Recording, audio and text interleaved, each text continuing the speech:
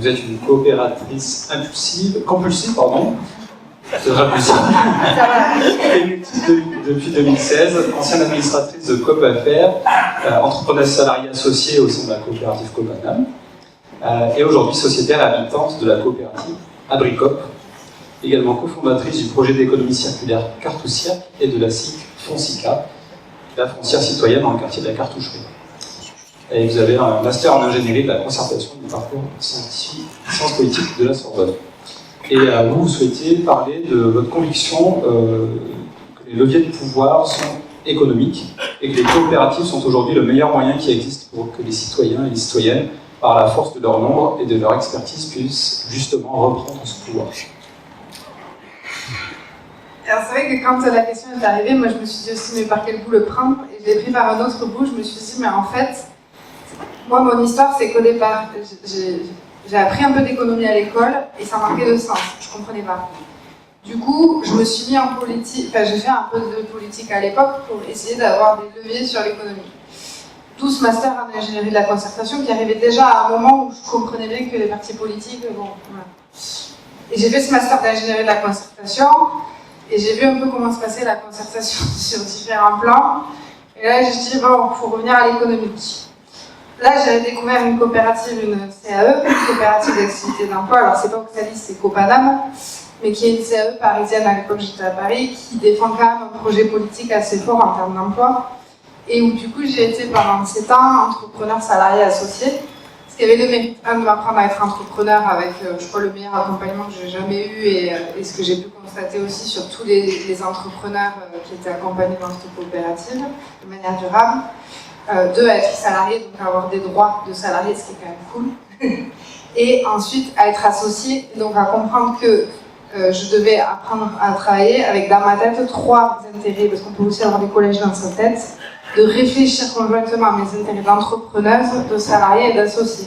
Et d'associé, ça voulait dire aussi travailler collectivement et porter un projet politique collectif.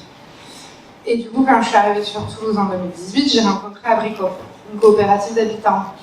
Et là, c'était déjà un peu pareil, qui s'était dit, tiens, on va construire un immeuble.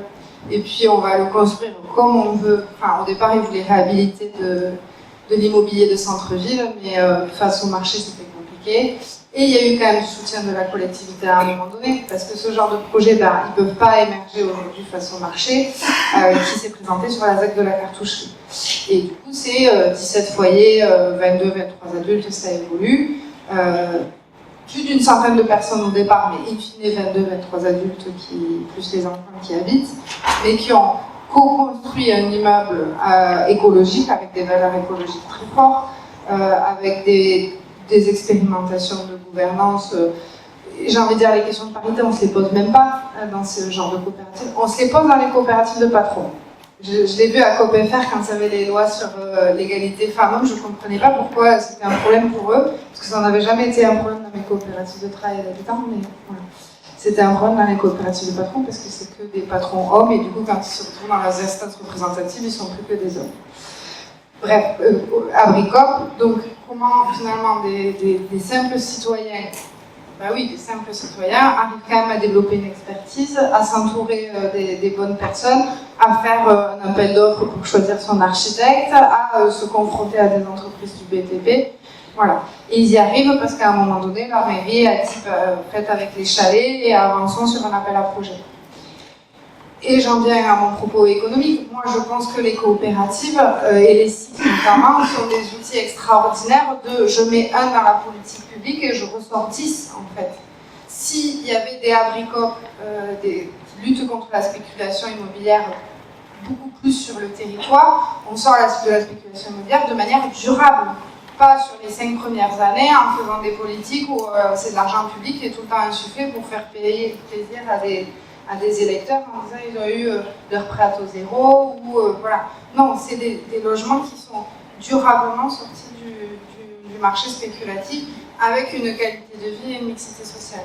Et aujourd'hui, un groupe d'habitants qui gère une société qui a quand même un projet à 3,5 millions d'euros et qui encaisse chaque mois des loyers en faisant de la solidarité, on fait de la péréquation des revenus, des loyers sur nos revenus, une proposition quotient familial, voilà. Et ça fait 7 ans que ça dure, alors c'est pas parfait, il y a des hauts, il y a des bas, il faut qu'on travaille sur notre raison d'être. On n'est pas tous d'accord pour savoir si on est un objet politique et ce qu'est la politique, voilà, donc on en débat beaucoup.